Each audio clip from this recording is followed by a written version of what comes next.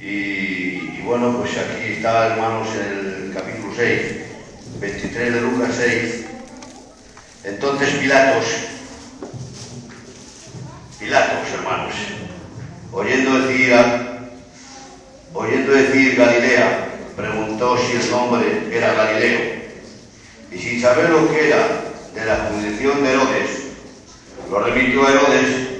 En aquellos días también estaba en Jerusalén Herodes, viendo que Jesús se alegró mucho, porque hace tiempo que deseaba verle, porque había oído muchas cosas acerca de él, y esperaba verle y hacerle alguna señal.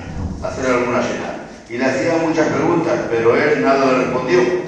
Y estaban los principales sacerdotes y los escribas acusándole con gran benevolencia. Entonces Herodes, con un soldado, lo menospreció, escarnecido y vistiendo con unas ropas prédias, volvió a enviarle a Pilatos, y le hicieron amigos Pilato y Herodes, porque aquel día antes estaban enemistados entre sí. Entonces Pilato, convocando a los principales sacerdotes y a los gobernantes del pueblo, le dijo: me habéis preguntado ¿cómo es este hombre que perturba al pueblo? Y habiéndolo interrogado, yo delante de vosotros no he hallado en este hombre delito alguno de aquello que le acusáis. Bendito sea el Señor.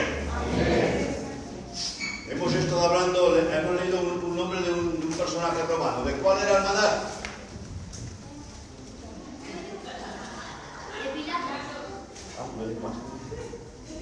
Menos mal, yo creo que está hablando de San Agustín.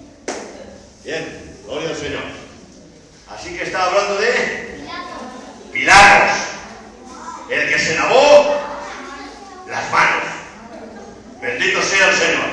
Vamos a ver, hermanito y hermanas, que estamos atentos a la palabra de Dios, porque si la palabra de Dios, hermanos, no lo oímos, no tendremos su beneficio.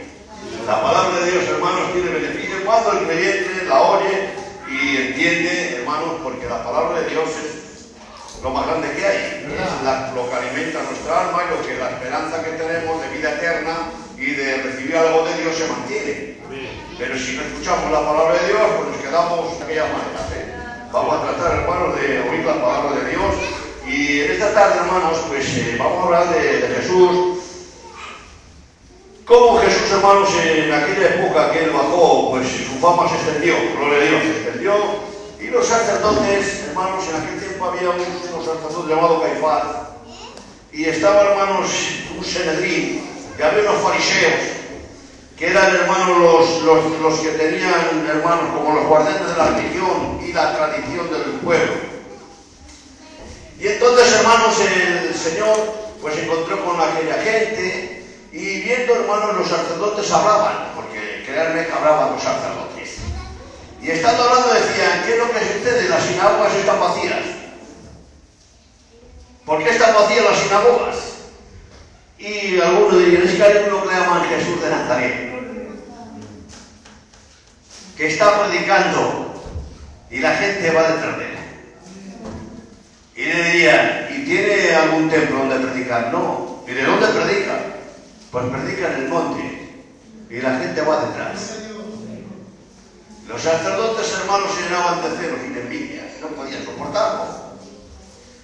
¿Y dónde predica? Y desde una barca, y encima no es de la barca, y la multitud le sigue.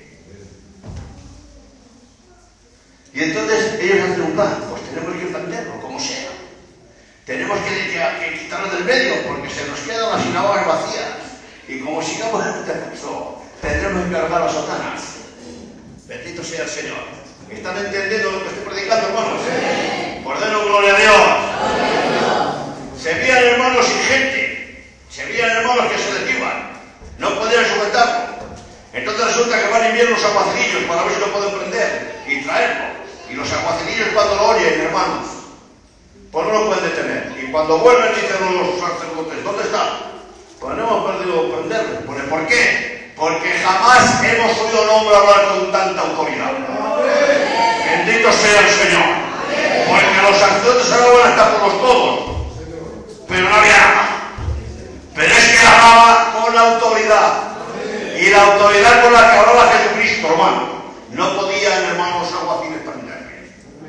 Aleluya. Entonces hacen un plan, tienen un plan, traeremos testigos falsos, maquinaremos lo que sea, dice que este templo derriban y en 3 días que lo levanta, y comienzan a Pilato, lo llevan, hermanos. Lo llevan donde Pilatos, hermanos, y dicen, es un revolucionario, está contra todo. Y viendo, hermanos, la situación por la cual, hermanos, trae Pilatos como gobernador, lo interroga, lo trae aparte de ellos, lo interroga. Pilatos, hermanos, estaba enseñado a juzgar a muchos. Pilatos, porque ustedes saben, había no solamente una cruz, había cientos de cruces. Pilatos, hermanos, estaba enseñado a juzgar a mucha gente. Entonces Pilatos, hermanos, nada más ver a una persona. Por su comportamiento, en el interrogatorio que él hacía, sabía que era culpable o no. Porque Pilatos tenía esa capacidad, hermanos. Y cuando ve, hermanos, a este hombre, porque otros reos que él había juzgado, Pilatos, cuando estaban delante de Pilato, le pedían perdón y misericordia, y comenzaban a llorar, y comenzaban a temblar, y comenzaban a justificarse, y trataban por todos los medios que Pilato no le condenara. Pero en este caso, hermanos, cuando está delante de Jesucristo, no es Jesús quien tiembla, no es Jesús quien se pone nervioso, es Pilato, es el mismo Pilato que da rodilla contra rodilla, que está cantando, porque delante de él no puede Pilatos entender cómo tiene tanta serenidad este hombre que lo tiene delante. Bendito sea el Señor, hermano. Allí estaba Pilato, que no puede entender cómo no está nervioso. ¿Cómo no se pone nervioso? ¿Cómo no le pide clemencia? No, él está ahí, hermano, con serenidad. Porque él, hermano, sabe lo que ha venido y sabe quién es. Y le dicen que tú eres el rey de los judíos, ¿es verdad? Y dice, hermano Jesús, tú lo dices. Luego Jesús confesó y lo negó que era rey. ¡Aleluya! Y entonces este Pilatos, hermanos, va donde los sacerdotes y dice, lo he interrogado y no hay un delito de muerte. Y los sacerdotes, hermanos, por celos y por envidia. Sí, tienes que eso si lo vamos a hacer. Pilato se le queda mirando y no ve nada más que un acusado y muchos acusadores. Que tenga oídos que oiga. El que tenga oídos que oiga. Un acusador y muchos acusadores. Todos los acusadores allí, y ahí el acusado, una serenidad no importa, hermano. Que el mismo gobernador romano estaba temblando.